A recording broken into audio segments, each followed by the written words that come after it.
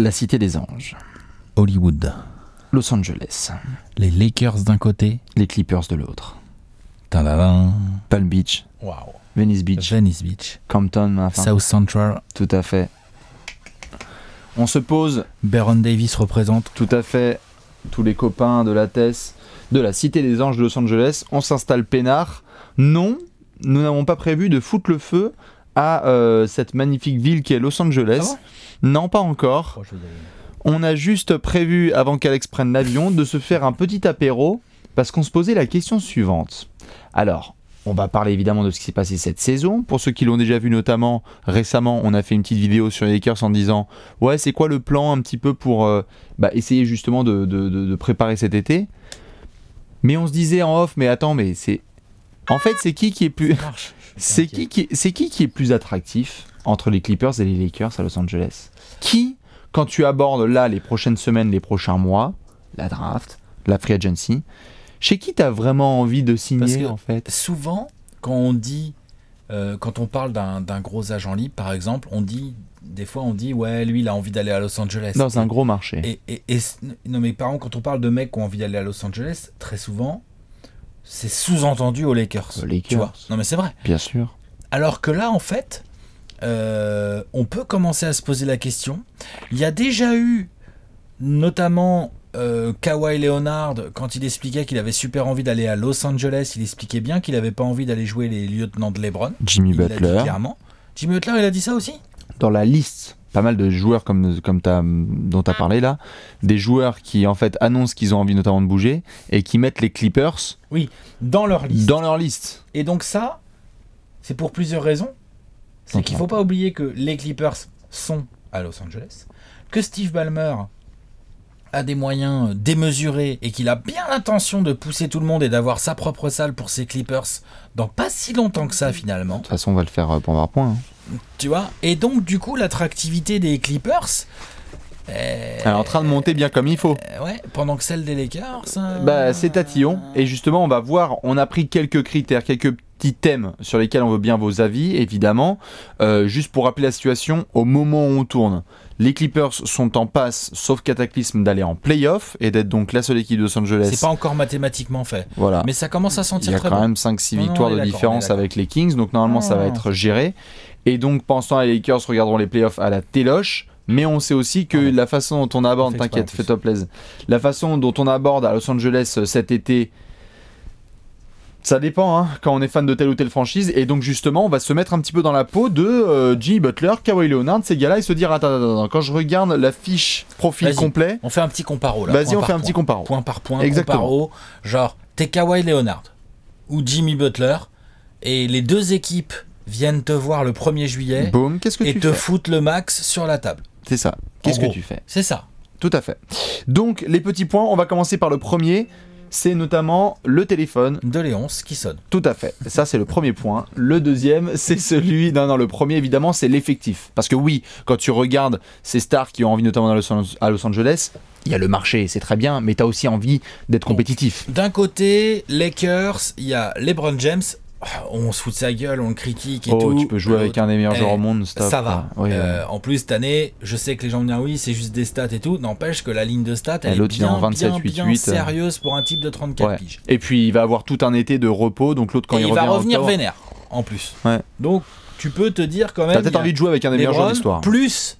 Alors ça va dépendre de s'il y a du trade qui se fait, mais pour l'instant, jusqu'à maintenant, il y a quand même Brandon Ingram qui est là, Kyle Kuzma qui est là, Lonzo Ball qui est là, Kentavious Caldwell-Pope, il a encore un an derrière. Non, mais il y a 2-3 gars comme ça qui sont sous deal.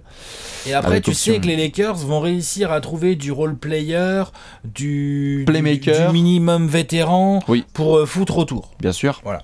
Donc si tu es Kawhi Leonard, Kevin Durant, Jimmy Butler, Kyrie Irving. C'est une sacrée free agency. Les Marcus Cousins. C'est une sacrée free agency. Oh non, mais ça va être infernal. 2019, bien sûr, ça va être infernal. Ouais. Surtout qu'en plus, il y a je sais pas combien d'équipes qui ont grave du cap. Ça va distribuer du salaire max dans tous les sens. Si tu es ces gars-là, tu vois la possibilité de jouer avec LeBron, tu te dis quand même. Pourquoi pas, sauf ceux que ça fait chier. Il y en a qui ont sous-entendu quand même de manière même plus que sous-entendu qui l'ont dit. Que jouer avec LeBron, c'était pour pas... LeBron. Les mecs emploient ça.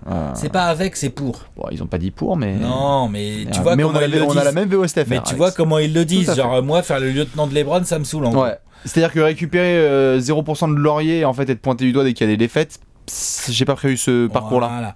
Et en face, tu vas avoir donc les Clippers, qui vont. Pardon, excuse-moi. Je voulais faire le comparo d'effectifs, moi, mais vas-y. Non, mais en fait, c'est juste pour compléter ton truc. Comme tu disais, on sait pas encore par rapport à cet été. Si par un miracle, qui ne sais-je, tu empoisonnes Danny Ferry et tu arrives à récupérer Anthony Davis, là, on est dans une autre discussion.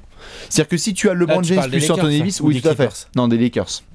Calme-toi. Les Clippers, Alex. Ils peuvent proposer quelque chose aussi. Tu viens de perdre à peu près 50 000 fans des Lakers qui avaient envie de savoir un peu notre avis. Ils peuvent pas me piffrer, les fans des Lakers. Ça, c'est pas faux. Mais donc, pas pourquoi, non, mais tu peux avoir en soi une base. Après, encore une fois, c'est balancer des scénarios en l'air, mais tu peux avoir une base avec un LeBron et Anthony Davis. Là, si t'es une star, t'as peut-être envie, ou même t'es un joueur assez bon level, parce qu'on n'a pas parlé des Chris Middleton, etc. Mais voilà. Ces gars aussi peuvent peut-être avoir envie de si venir. Tu chopes Anthony Davis, moi j'y crois plus au Butler, au Kawhi Leonard et tout. Les mecs, ça vient pas pour jouer les troisième couteaux, là, faut arrêter là. Tu joues pas les troisième couteaux, mais par contre. Un Big Three là. Par contre, on va en parler après, il y aura un autre thème sur ce que tu fais aussi au mois de mai et au mois de juin. Ça sera aussi un autre thème. Quoi, dans la comparaison, non, justement, plutôt quand tu joues en playoff par exemple. Jusqu'où tu peux aller. Oui. Donc, faudra juste faire gaffe à ça. Tu allais parler des Clippers. Oui, j'allais faire le comparo d'effectifs. Les Clippers, c'est très simple. Leur effectif n'est basé sur aucune star à aujourd'hui. Il est basé sur des contrats garantis l'année prochaine. Montrezarel a encore une année. Lou Williams aussi. Gallinari aussi, je crois. Ouais, et puis sinon, c'est du rookie. Sinon, c'est Shai Gilgeous, Jérôme Robinson et Landry Shamet. Et ma grand-mère, voilà, c'est ça. Landry Shamet. Ouais, bien sûr, mais. 3 rookies, donc c'est complètement un projet complètement différent. On n'est pas du tout sur le même level global, juste de coéquipiers. Premièrement, on adore le Williams et Montrezarel, mais temps mort. Par contre, le challenge aussi du coup dépend de ça, c'est-à-dire que du coup, les Clippers vont pouvoir aller voir un Kawhi Leonard, un Kevin Durant, un Kyrie Irving, un qui tu veux, Quoi ? Bah tu lui donnes les clés. Ouais, exactement. Tiens, elles sont où mes clés ? Tiens, c'est chez toi. Bien sûr. Tiens. Bienvenue. Tout à fait. Bienvenue.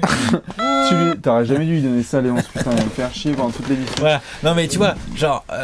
Non mais bien sûr, l'avantage tout à fait des Clippers, c'est de pouvoir dire gros, tiens, on va te mettre en billboard en 50 x 8000. Nouvelle salle. T'as des rookies. Alors, nouvelle salle. Si tu signes pour 5 ans, tu verras peut-être la nouvelle salle. Peut-être. Tu vois. Mais je veux dire par là tu peux faire miroiter un côté genre non mais attends, nous les Clippers on veut devenir un peu les patrons sur LA et on veut profiter du fait d'être dans un gros marché, on veut que tu sois la star qui va nous tirer vers le haut et t'inquiète pas gros, on va te mettre du monde autour. Bien parce sûr. Que même s'ils filent un max, ils ont encore du cap. Ils ont encore du cap et parce ils ont que ça, des jeunes on va en parler, sont là et qui sont contents. Ça amène notamment au point Star System qui est donc un petit peu le... Okay. Ouais.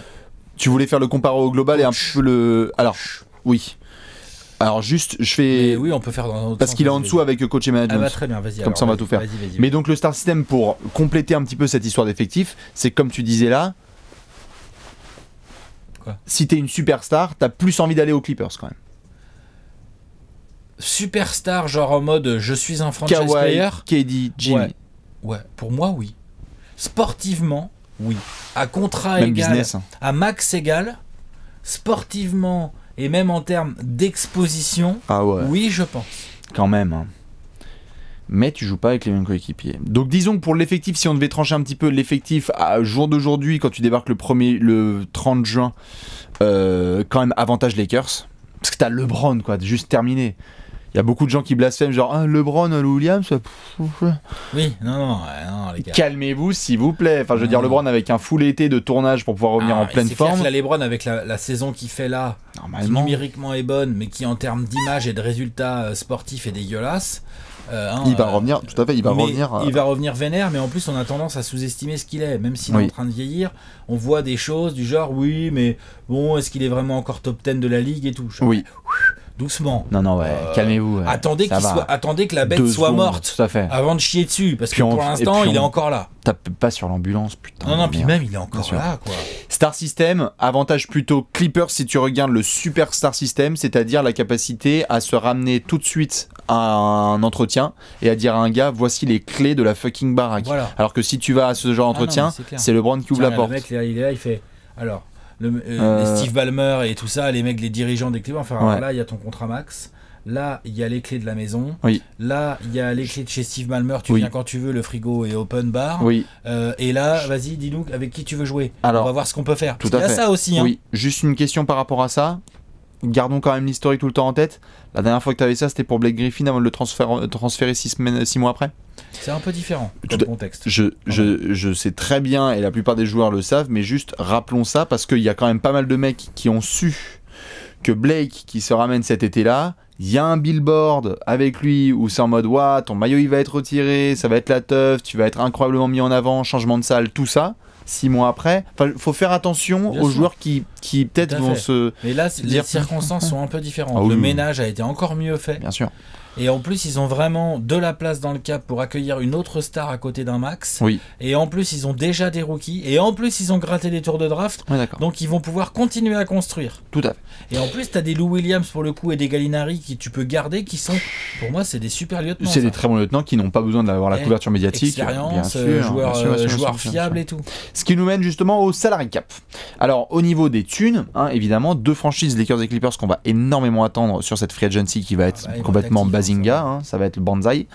Et donc, on a à peu près, sûr et certain, environ 50 millions de garanties en termes de contrat pour les Clippers. Et 65 millions à l'heure actuelle du côté des Lakers, puisque rien que LeBron en prend 35 et qu'après tu rajoutes tous les rookies. Donc au niveau de la banque, léger avantage Clippers. Mais c'est vraiment écrac puisque le nettoyage qui a été fait du côté des Lakers, genre allez on prend que des contrats d'1 an et niquez-vous. Enfin je veux dire ils ont zappé la plupart des mauvais contrats qu'ils avaient pu avoir dans le passé. Les Lakers en fait le truc c'est de voir aussi quelle va être leur stratégie. Quand même. Est-ce que les Lakers vont se dire non mais ça va passer, on va oublier et on va repartir l'année prochaine avec, on va avoir rajouté 1 ou 2 gros agents libres mais on va garder nos jeunes avec? Ou est-ce que les Lakers vont repartir à la chasse à un gros trade, notamment Anthony Davis, en mettant Brandon Ingram, Kyle Kuzma et tout ça dedans, en se disant de toute façon on a niqué le truc en février dernier, l'ambiance du groupe est fumée, donc on reconstruit autour de LeBron. Tu vois, c'est un choix qu'ils vont devoir faire. Bien sûr. Ils vont devoir le faire ce choix-là. Bien sûr. Et peut-être que par exemple, fin juin, quand il y a des trades juste avant la free agency, juste après la draft, peut-être qu'il y a un Ingram, un Kuzma ou je sais pas qui va se retrouver dans un trade. Après tout à fait, ça, on va en parler avec le management. Free agency, c'est plus tes mêmes objectifs. C'est plus exactement les mêmes objectifs, on est d'accord. Mais c'est vrai que là, avec ce qu'on a vu sur la fin de saison, entre le pépin de santé de Brandon Ingram, pour qui on espère ça va aller, Lonzo Ball qui s'est fait une cheville ou ça, enfin. Je veux dire, la cote là des jeunes, elle est pas terrible. Elle a pris un sacré coup, alors qu'en soi, ils l'ont montré qu'ils avaient le talent. Mais je me demande si cet été, ce dont on a parlé, là, il va y avoir du transfert parce que voilà, ça a perdu en cote. Après, il y a donc le coaching. Bon, alors là, c'est même plus une bataille. Je pense qu'elle peut être directement réglée. D'un côté, il y a un coach, de l'autre, il n'y en a pas. Il y en a encore un. De l'autre, il y en aura bientôt. Le 14 avril, il n'y a plus de coach aux Lakers. Je pense qu'on peut quasiment l'acter. On peut voir qui remplace. Mais Doc Rivers, évidemment, avec le cachet qu'il a, champion NBA. Bon, en soi, Luke Walton aussi l'a été, mais il l'a pas été en tant que main coach avec les Warriors. Doc Rivers, ça se respect, je pense, ce côté illuminant un petit peu qu'on a vu, même quand il y a eu le l'hommage pour Dirk Nowitzki. Tout à fait, tu vois, c'est la classe. Sa saison, c'est la classe à Doc Rivers cette année, faut le dire. Plein de joueurs veulent jouer pour Doc. Premièrement. Deuxièmement, il faudra voir, par contre, ce que les Lakers vont mettre à la place de Luke Walton. Ça joue. Tout à fait, mais on avait déjà fait un peu la liste. Tu peux aller prendre on verra pour faire. Bien s'ils nous surprennent ou pas, s'ils arrivent à faire un tenir le regard avec Doc Rivers. S'ils arrivent à faire un coup ou pas. Tu vois genre, tenir le regard, ça va être compliqué, mais au moins avoir un coach où on se dise ah oui, ok, ça peut être intéressant d'amener quelque chose via ce coach aux Lakers, tu vois. Ouais. S'ils prennent Tyronn Lue, tu vois. Bon. Lol. Ah moi je lui avais dit qu'il prenait Tyronn Lue. Les Lakers. Les LeBron FC, pardon. Mais donc, pour la bataille des coachs, en tout cas, ça semble quand même clairement remporté par les Clippers qui ont un mec en plus. Il a été prolongé l'été dernier, Doc Rivers. Oui, on lui a enlevé sa casquette de président des opérations basket. Concentre-toi sur le basketball, exactement, on lui a laissé la casquette de coach. On donnait finalement pas si cher que ça des Clippers en début de saison. Encore moins quand ils ont tradé Tobias Harris à la deadline, et ben finalement ils sont là les mecs. Finalement les Kumé ils sont là parce qu'en plus ça envoie un message de mais nous on fait progresser les jeunes On joue. On responsabilise, on joue et on joue dur tous les soirs. Enfin, je veux dire, l'identité des Clippers, c'est ça joue tous les soirs. Premièrement, et pour une star éventuelle qui voudrait se positionner à LA, mais qui n'aurait pas envie de jouer avec LeBron, tu te dis, ok, non mais attends, Gallinari à mes côtés, Lou Williams qui sort du banc, une ribambelle de petits jeunes, un intérieur comme Montrezarel qui va faire toutes les poubelles pour moi et tout. Si t'es arrière ou ailier, tu vois, dans ces postes-là, la Clean Star, Kawhi Leonard, Kevin Durant, Butler, Klay Thompson, j'en sais rien, moi, tu vois, des gars comme ça. Tu dis putain, c'est pas mal comme bien sûr, bien sûr. Le contexte est cool, quoi. Tout à fait. Et d'ailleurs, juste en effectif, on n'en parlait pas en soi, parce qu'il y a des gars aussi à prolonger. Mais si tu es les Clippers, il faut absolument faire en sorte que Pat Beverley reste dans le coin quand même. Idéalement. Parce que l'autre, il a été payé une bouchée de pain cette année, c'était 5 millions, je crois, à peu près. Non garanti. Hein. C'est ça. Et en termes de je pose mes couilles sur toute la Cité des Anges et je tiens le regard avec certains, enfin, je veux dire, si tu as envie aussi que des stars viennent, on l'avait vu notamment à l'époque des Rockets où il était là, où il prenait énormément de charges défensives pour un Harden. Ouais. C'est idéal comme coéquipier. Évidemment. Car le mec il t'emmène par la main tous les soirs en disant on va gagner et toutes les grosses missions de merde défensive je vais les faire. Bah si tu joues t'es poste 3 et que tu joues avec Shai Gilgeous et Patrick Beverley, bah t'es content. Plus Montrezarel et Gallinari en 4-5 là tu vois, ce que je veux dire. C'est pas mal hein. Ça va. Non mais c'est pas mal. Bien sûr, bien sûr. Doc Rivers qui te fait rentrer des Lou Williams, des Landry Shamet en sortie de banc et tout ça. Oui. Franchement, c'est pas mal. Mais qu'est-ce qu'on est en train de dire là? On est en train de dire que la franchise la plus attractive de LA non, c'est pour ça qu'il y a d'autres petits éléments à mettre dans la balance. Je vois que tu commences à être taquin. C'est forcément la hype et le cachet global. C'est-à-dire, pour quelle franchise tu joues? On a beau adorer les Clippers, historiquement, tu ne peux même pas rivaliser avec les Lakers. Et à partir du moment où les... rivaliser avec personne historiquement. Honnêtement, je sais que ça va faire chier les fans des Clippers, mais c'est quand même une franchise qui a une belle réputation de lose. C'est une franchise qui n'a... Est-ce qu'ils ont déjà vu au-delà des demi-finales de conf? Non, bien sûr, bien sûr. Tu vois, genre, ils ont un truc à construire. Ils ont un truc à construire, bien sûr. C'est pas contre eux, ce que je viens de dire. C'est juste, genre, il faut qu'ils trouvent la star qui va se dire, ok, moi, j'y vais, LA, c'est cool. On va construire un truc qui n'a jamais eu lieu. Et je vais être au centre d'un truc qui se construit chez les Clippers. Mais c'est juste que ce sera impossible parce qu'il y a pas mal de discussions sur, et notamment Jalen Rose, pour ceux qui regardent un petit peu, qui avait, je trouve, extrêmement raison quand il en parlait sur ESPN, sur le fait que demain, là, en début de saison prochaine, les Lakers se retrouvent à bon niveau. T'adores les résultats des Clippers, ça restera l'étendard. Enfin, je veux dire, c'est le porte-drapeau de Los Angeles, les Lakers. Donc, en termes de hype et d'exposition purement médiatique, si t'es une star comme, je sais pas, Jimmy Butler ou Klay Thompson, des gars un petit peu un niveau en dessous qui ont envie de dorer leur image, d'être enfin appréciés à juste valeur avec des gros contrats pub, des gros contrats télé, tu vas quand même beaucoup plus aux Lakers. Ça va être trop difficile d'aller contre. Parce que c'est juste une franchise historique. Et ça peut parfois jouer un petit peu contre les Clippers qui gardent cette image un petit peu de petit cousin, de petit frère. Ouais. Certes, c'est bien, mais voilà, quand les matchs des Clippers arrivent, tu remontes toutes les bannières et tu mets des bannières de division. Mais le contrat pour les Clippers. De LeBron est un obstacle, à mon avis, pour les Lakers pour choper de l'énorme star. Kevin Durant, c'est quand même un autre level que Jimmy Butler ou Klay Thompson, on est d'accord ou pas? De toute façon, KD veut pas jouer avec LeBron. Voilà, mais pourquoi? Oh bah parce que tu te retrouves, parce qu'on l'a dit. Parce que jouer le second couteau. Parce que tu peux pas être Par contre, si les Clippers viennent lui mettre un énorme chèque sur la table, peut-être qu'il y réfléchira. Oh, tout à fait. Mais voilà, c'est ce que je veux dire. Oui, donc, mais c'est pas. Le côté hype, ce que je veux te dire, c'est que le côté hype, Lakers, en plus LeBron qui va tirer le business et tout, qui va ramener de la lumière, c'est bien pour des mecs un peu, comme tu viens de le dire, un peu plus super lieutenant. Bien sûr. Que pour des mecs franchise. Kawhi Leonard, tu le mets dans quelle catégorie? Mais bien sûr, moi je le mets plutôt du côté franchise. Clippers, superstar, franchise, et donc plutôt côté Clippers. Du coup, c'est pas mal en bien fait, sûr. le positionnement des Clippers finalement. Mais c'est juste ça que je voulais dire par rapport à la hype. Mais on le voit ensemble et on en parle depuis longtemps par rapport à la future free agency et ces gros agents-là. À partir du moment où t'as pas envie d'être second couteau, je trouve que ça concorde assez bien quoi, pour les Lakers. C'est-à-dire que ces mecs-là, les Lakers ont besoin de second couteau et de gars qui puissent être de bons compléments de LeBron. Et donc, à ce moment-là, un cachet comme celui des Lakers t'apporte une exposition médiatique que tu n'auras nulle part ailleurs. D'accord, c'est une config où c'est LeBron le franchise player. Oui. D'accord. Bah, je sais pas, il y a quelqu'un qui veut... encore. Tu veux relancer ce débat ou pas? Non, mais c'est une config obligatoire. Ouais. Inévitable. Oui, je pense. Donc c'est une config qui ne va pas intéresser certains joueurs. Ah oui, tout à fait. Ouais, donc ça améliore le côté hype des Clippers.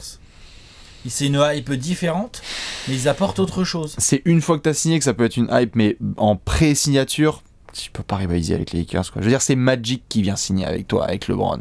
J'adore Doc Rivers et Jerry West, hein, c'est très bien, mais c'est Magic et LeBron, quoi. Niveau hype, en tout cas, c'est pour les Lakers, ça c'est sûr. Après, sur la possibilité de gagner des titres. On parlait de Star System tout à l'heure. Il faudra voir quel est le coach qui peut venir du côté Lakers être le pantin, ou plutôt l'entraîneur de LeBron la saison prochaine. Mais pareil, le traitement qui est réservé aux Lakers par rapport au traitement qui est réservé aux Clippers n'est juste pas la même. Si tu te ramènes notamment en playoff, salut les Kings, mais tu sais bien que par rapport au jeu en lui-même, tu préfères quand même avoir le maillot des Lakers dans cette situation-là que les Clippers, parce qu'il y a un boost qui est là. Et tu préfères avoir qui à tes côtés?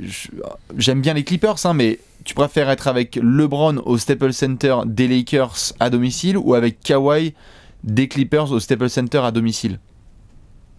C'est chaud, hein. L'autre, ça va être un aimant. Je pense que s'il est à fond la saison prochaine, ça peut être un aimant à victoire. Et c'est ces petites choses qui peuvent permettre juste de remporter un titre, quoi. Toi, tu penses que t'as autant de chances, voire plus de chances de gagner un titre avec les Clippers qu'avec les Lakers? Bah en fait, le truc, c'est que pour gagner un titre, ça se joue quand même au-delà des petits détails d'arbitrage ou de je sais pas quoi. Non, évidemment. Donc, du coup, il faut commencer par le début. Quelle est, de ces deux équipes, aujourd'hui, celle qui a le plus d'armes dans les mains pour construire un effectif de contender? C'est ça la question de base. Star System, je prends un des meilleurs joueurs au monde. Voilà. Et autour de ça, je construis. Donc, tu considères que les Lakers autour de LeBron, moi, je considère que les Clippers sont vraiment une carte à jouer dans le sens où ils ont quelque chose de beaucoup plus sain à la base. Moi, je trouve que c'est un peu pourri là, tout ce qui s'est fait autour des Lakers ces derniers mois. Alors, on va parler après de management. Non, mais oui, mais ça compte. Ah, bien sûr que ça compte. Ça compte, le management, la réputation de l'équipe, la réputation du management, l'évolution d'un mec comme LeBron James, même s'il est encore très fort. Tu gagneras. Est-ce que tu es prétendant au titre dès l'année prochaine? Peut-être pas. Hein. Tu vois, genre ça va pas être facile, on va dire. C'est pas non, c'est sûr, mais ça va pas être facile. Bien sûr, mais plus le temps avance, moins ça joue pour les Lakers en fait, avec LeBron dans les pattes. Tout à fait, mais t'as LeBron en premier jour de camp d'entraînement et avec on touche du bois, pas trop de problèmes de santé. Tu fous 8 plots que t'es en playoff, quoi. Je pense de moins en moins, mais tu restes quand même avec LeBron. Oui, quoi. Mais ils vont pas faire ça. Ils vont essayer de lui mettre des mecs autour et tout. Ils vont essayer de faire des trades. Il va y avoir de la hype. Il va y avoir des mecs dont le nom va être cité dans des trades. Cet effectif sera jamais serein. Tel qu'il est construit là. Comme on l'a vu cette année, quoi. Dès qu'il a commencé à y avoir des rumeurs, boum, derrière, il n'y avait plus de résultats sportifs. Bien sûr. Il n'y a plus de résultats sportifs. Et ils auront toujours ce truc-là. Alors que les Clippers, malgré le fait d'être à Los Angeles, peuvent avoir une certaine sérénité, même avec une ou deux stars dans le vestiaire. Un peu plus. Donc ce que je veux dire par là, c'est qu'en termes de projet sportif, ce que sont en train d'essayer de monter les Clippers, je suis d'accord avec toi pour dire que Star System, LeBron aimant, et LeBron encore extrêmement fort joueur comme on l'a dit tout à l'heure, là pour l'instant comme ça, là à 1 an ou 2, je mets les Lakers devant. Mais au-delà, je pense que les Clippers sont vraiment de quoi tenir un discours à un mec qui a 27, 28 piges, lui dire mec... Tout à fait, mais nous on est là, bien sûr. Se construit, mais tu vas voir, dans 3-4 ans, on va être contender. Mais c'est pour ça, ne mélangeons pas tout. J'allais venir après sur le projet long terme. Moi, je parlais là surtout de la possibilité de gagner le titre, vu qu'on parle dans le maintenant, quoi. Si tu es agent libre cet été à Los Angeles, aucune des deux. Pour l'instant, aucune des deux. Pour l'instant, t'es là, tu vas essayer d'aller en playoff et de pas te faire défoncer. Et même si regarde les Lakers, genre, ils peuvent espérer plus que les Clippers. Là, je te rejoins. Ils peuvent espérer plus parce qu'ils peuvent revenir sur le trade d'Anthony Davis, par exemple, même si Ginny Buss a dit que c'était une fake news. Faut arrêter de déconner. Oui, non, ça, j'en sais rien, mais bien sûr. Mais si t'as LeBron et que t'arrives à débaucher un bête de, un bête de coach, non, mais juste un bête de coach, tu vois, t'essaies de démerder pour avoir un bête de coach, soit qui se fait bouncer d'une autre équipe et que pas forcément d'avoir d'Anthony Davis, tu vois, mais que tu rajoutes des petites pièces de manière intelligente. Pour peu que ça se démantèle un petit peu, non pas non plus un peu partout, mais rien que déjà chez les Warriors, je vois pas pourquoi tu serais pas déjà dans les équipes contenders. Moi je suis pas d'accord avec toi, moi je vois pourquoi. Parce que là, ce qui vient de se passer là, moi je ne crois pas. Oui, mais alors, attends, je crois pas au Brandon Ingram, LeBron James, Kyle Kuzma, je n'y crois pas. Mais voilà, donc faut changer les joueurs. faut changer les joueurs. Oui, mais tu te bases sur cet été, tu te bases pas sur maintenant pour savoir ce qui va se passer. C'est sur cet été, tu vas essayer de dire que Ingram allait être compliqué à trader à cause de ses soucis de santé, que Lonzo Ball vient de se faire une cheville. Tu vois, genre, ça va pas être si simple. Oui, donc là, tu me demandes, là, on est en mars, tu me demandes mon avis. Évidemment que j'ai envie d'attendre de voir l'été et qui va recruter et quoi et comment et qui va se positionner. Est-ce que les Clippers vont réellement réussir à attirer un gros joueur, par exemple? C'est même pas sûr. C'est même pas sûr. Tu vois? Est-ce que les Lakers vont réussir eux aussi? Qui ce sera dans ce cas-là? J'avoue que je fais un peu plus confiance à l'aimant Lakers, bizarrement, de leur historique. Après, de toute façon, on va parler management, hein, mais juste de leur aimant à... Il y a plein de joueurs qui veulent juste porter ce maillot, quoi, qui est un peu plus mythique et qui n'est pas attaché à cette image de loose. Mais que les mecs aient envie de le porter et que les Lakers distribuent le fric et une offre tout à fait intéressante, ça, je suis d'accord avec toi, j'y crois. J'y crois, Butler ou je ne sais qui d'autre, on verra. Ça fait un peu plan B, quoi, les Clippers. Et ça fait plan B, les Clippers. Il va falloir qu'il y ait un mec qui ait les couilles de dire ok, moi je veux aux Clippers. C'est ça. Parce que je veux pas aller aux Lakers et parce que j'y crois aux Clippers. Peut-être qu'ils en trouveront un. Mais par contre, même si les Lakers sont donc certainement plus attractifs à cause du maillot, à cause de... Ils vont eux aussi avoir du salaire max à filer et tout. N'empêche qu'après, je reste sceptique sur... Tu vois, on parle de jouer le titre. Bah peut-être que Magic, il va très bien le vendre. Bah moi, je suis sceptique pour l'instant, voilà. Ok. Je suis sceptique. J'ai du mal à voir comment ça va se structurer. Bah de toute façon, ça va être sur le coaching, notamment. J'aurais bien aimé que ça se passe beaucoup mieux que ça avec les jeunes cette année. Bah, ce n'est pas le cas. Moi, c'est notamment sur le coaching que je vais attendre le plus. Et le coaching en plus. Moi, ce sera l'élément le plus déterminant là des prochaines recherches, hein, parce que j'aime bien la free agency, mais en fait, s'il y a vraiment un coach tocard qui débarque à Los Angeles et on est encore sur le modèle Pantin où tout est décidé par un certain ailier, c'est pas la conférence Est, moi, donc ça va être blasé. Vraiment le côté, en tout cas, c'est le plus déterminant. À titre perso, tu vois, c'est le plus déterminant parce que si tu as un vrai bon coach, pour moi, qui est capable d'instaurer son autorité et de faire ok, avec LeBron c'est ainsi, et surtout avec les jeunes, reconstruisons quelque chose de vraiment... c'est à ça que je crois pas, moi. Que ces mecs-là puissent rester. Non, moi je crois que là, malheureusement, je pense qu'il y a des trop grosses cicatrices là qui ont été ouvertes là. Moi je le pense vraiment. Je pense que ça va être très compliqué. Bah si t'arrives pas à Anthony Davis, tu vas pas être transféré pour les transférer, hein, putain. Et bah ouais, mais quand tu vois l'attitude des mecs... depuis les rumeurs, depuis la trade deadline, quand même, c'est pas terrible quand même. Hein. Tu vois, on sent qu'il y a eu du remous dans le vestiaire. Ah bah sur la saison bien sûr, mais après un été complet de... Un été, est-ce que ça peut tout effacer? Est-ce que si tu ramènes une star en plus en free agent du coup, tu vois, genre pas Anthony Davis en trade, est-ce que Ingram, Kuzma, ça va leur faire vraiment plaisir ça? D'avoir encore un rôle encore plus petit? Bah, tout dépend de ton coach. C'est pour ça tout dépend de ton coach. Après, tout à fait. Après, évidemment, les derniers axes, c'est sur le management et le projet long terme. Bon, là, évidemment, comme tu le disais, il y a un côté un peu plus sain autour de tout ce qui est Jerry West, Compton, Steve Ballmer. Enfin, je veux dire, tu sens qu'il y a une vraie sérénité et un vrai projet côté Clippers. Alors qu'à Los Angeles, il y a cette espèce de maintenant, tout de suite, maintenant avec Magic qui est un peu à la hâte, quoi. Qui est un peu flippant. Et qui en plus vient de très mal se goupiller cette année. Et ça va être dans les têtes en juillet, hein, on peut pas me dire le contraire. Ah bah Rondo, Stevenson, etc. Il suffit de faire une lettre sur Players Tribune et de dire franchement c'est la merde si vous y allez, vous faites pointer du doigt. Pour peu qu'il y ait des trucs qui sortent à la con, du vestiaire ou quoi. Genre je sais pas, je dis n'importe quoi, imagine Kuzma se retrouve dans un trade à la con, ou Ingram. Un trade qui n'a rien à voir. Ah, ça balance, hein. Et bah, derrière, imagine le gars se répand. C'est emmerdant. Ah, bien sûr. T'es saoulé. Tu vois, genre, il faut. Cette saison. C'est pour ça que sur le 3 à 4 ans, la saison numéro 1 de LeBron à Los Angeles avait plutôt pas si mal démarré et complètement parti en couille, il faut le dire. C'est complètement parti en vrille à partir du moment où il y a eu les rumeurs autour d'Anthony Davis. Les rumeurs début janvier, bien sûr. Et derrière, ça t'handicape quand même pour attirer de l'agent libre et qui et quoi et comment. J'ai assez confiance quand même sur le fait que sur le long terme, tout à fait, je pense que les Clippers sont sur une bonne base, mais que cet été, je sais pas, je continue de croire que même moi, tu vois, à titre perso, je veux dire, demain tu me proposes de jouer avec LeBron, enfin je veux dire, avec un LeBron reposé tout un été. J'aime bien certains gars qui peuvent signer aux Clippers, mais c'est tellement un bête de... Mais ça, je ne le nie pas. Non, mais moi, je te dis que c'est pas pour ça que ça fait des Lakers un contender plus vite. En fait, c'est ça que je suis en train de dire. Bien sûr. Voilà. Mais ils le sauront en tout cas un peu plus rapidement. Je pense que des Clippers qui peut-être vont s'amasser là sur un effectif construit, certes de toutes pièces avec des superstars, mais avec pas une seule superstar qui viendra au genou ils peuvent se construire à la Bucks, par exemple. Tu vois, un exemple. C'est-à-dire qu'ils chopent leur putain de star et ils construisent autour, en mode petit marché, mais on construit un effectif fort autour. Ça prendra des années quand même.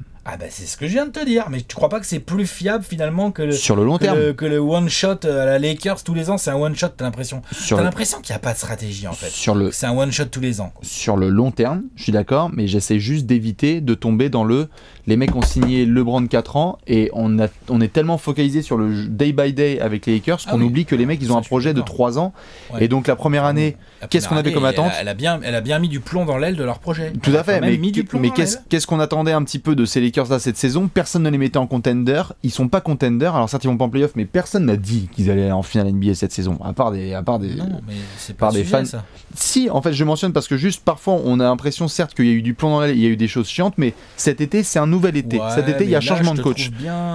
Moi, personnellement, en termes de philosophie, je suis désolé, mais je suis pas d'accord avec ça. Je pense que la continuité sur 2-3 ans, même aux Lakers, c'est très important. Et ce qui vient de se passer depuis quelques mois est un boulet pour eux en termes d'osmose de groupe. T'es une star, là, t'arrives dans le vestiaire, ça se trouve, en fait, il y a Ingram, il fait la gueule à LeBron, on n'en sait rien. Hein. Ou Kuzma ceci, ou peut-être il y a un mec qui va se faire trader dans la foulée. On le saura s'il le conserve. On le saura s'il le conserve. Mais et donc, qu'est-ce qu'ils vont faire, en fait?